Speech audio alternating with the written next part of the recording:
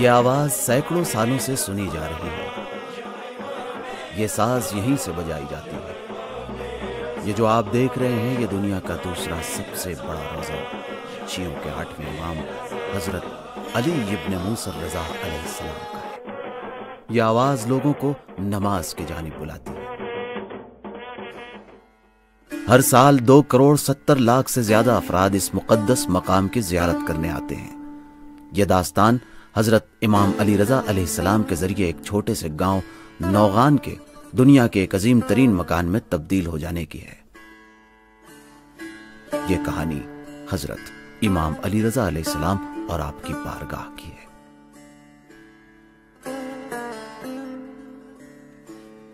12 صدی پہلے حضرت امام علی رضا علیہ السلام کی شہادت کے بعد سن 203 ہجری قمری میں آپ کا جسم اطہر بہت بڑے باغ میں چھوٹے سے مقبرے میں دفن کر دیا گیا۔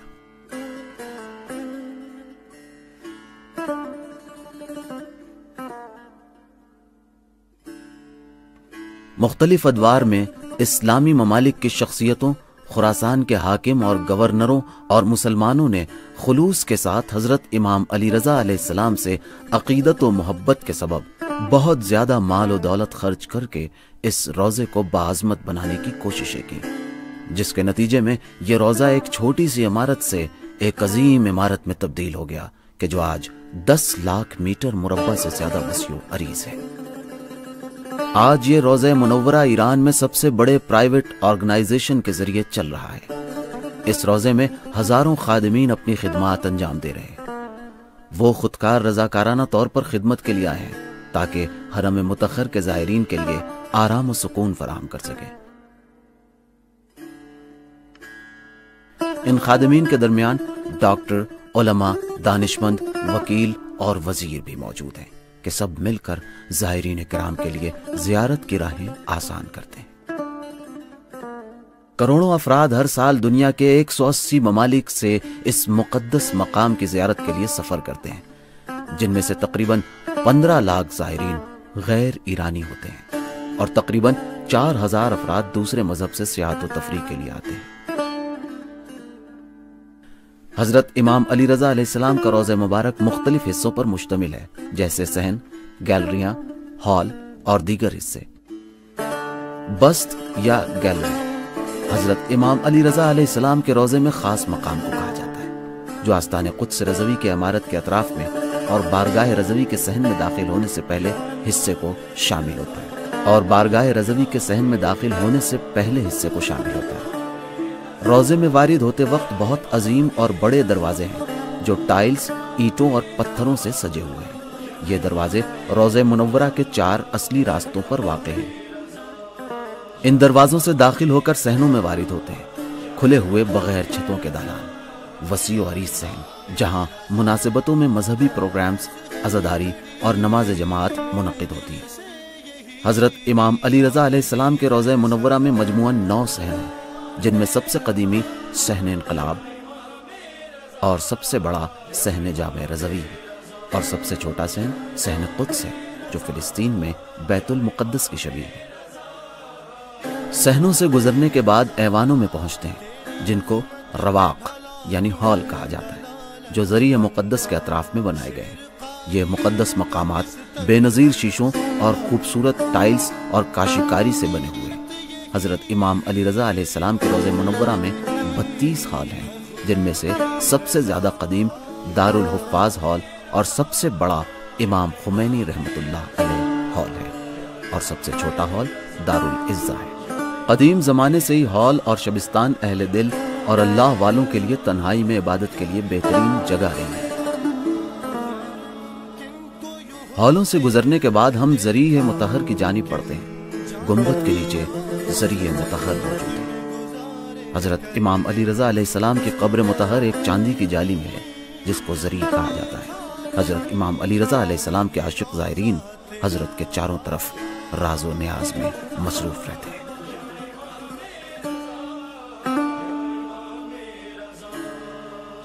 ذریعہ مقدس کے اوپر سنہرے رنگ کا گنبد ہے جس کی 9 صدی پہلے تعمیر ہوئی تھی، اور گنبد کے اوپر 400 سال پہلے سونے کی چادر چڑھائی گئی تھی۔ بارگاہ رضوی کے گنبد کے اطراف اور دروازوں کے اوپر میناریں بنی ہیں جو قدیم زمانے میں اذان کہنے اور رات میں مسافروں کو راستہ دکھانے کے لیے چراغ روشن کرنے کا کام کرتی تھی۔ روضہ منورہ میں مسجد گوہر شاد علمی ثقافتی مراکز، میوزیم، لائبریری اور علاج و معالجے کے مراکز ہیں۔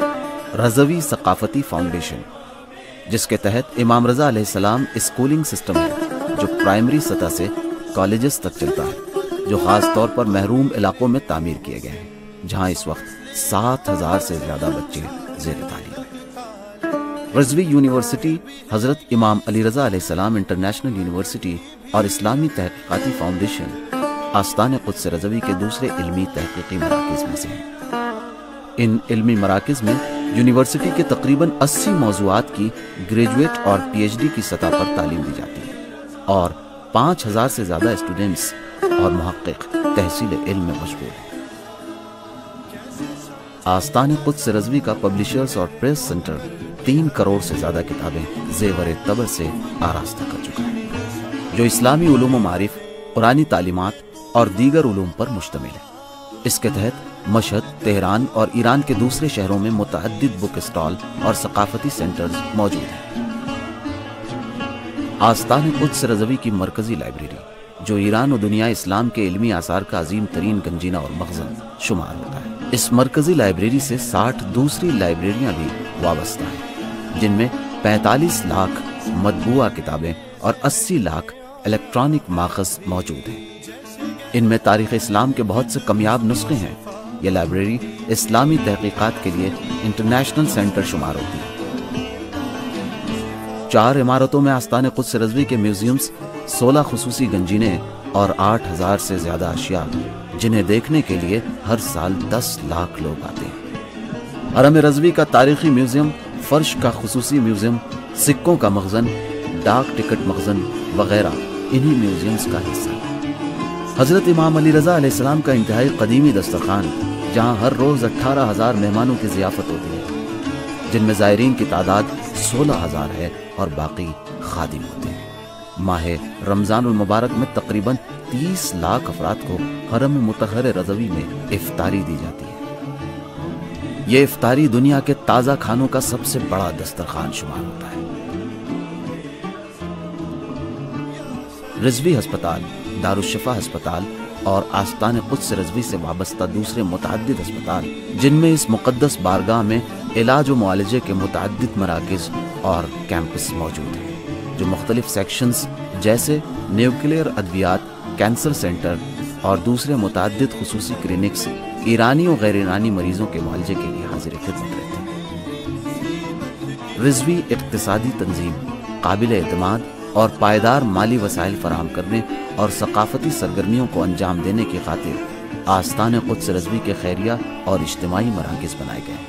یہ مراکز دوا سازی، فارمیسی، غذائی کمپنیاں، فرش بننے کی کمپنیاں، عمارتوں کی تعمیرات، کاشتکاری اور حیوانات فارم، آئل اور گیس، انفارمیشن ٹیکنالوجی، سرمایہ کاری جیسے کاروبار کے مختلف میدانوں میں سرگرمیاں بنیں۔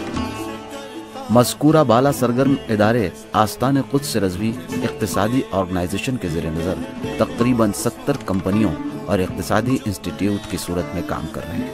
اس آرگنائزیشن کے تحت 12,000 سے زیادہ افراد براہ راست یا بالواسطہ طور پر ان کمپنیوں اور اداروں میں مصروف عمل ہیں۔ آستان قدس رضوی کی ورزش گاہیں اور جم، ورزش کے لیے متعدد عمارتیں جن کا رقبہ 23 ایکڑ سے زیادہ ہے۔ اس ادارے میں 12 ورزشی ٹیمیں موجود ہیں اور اس میں ہر روز 5,000 سے زیادہ افراد ورزش کے وسائل سے بہرور ہوتے ہیں۔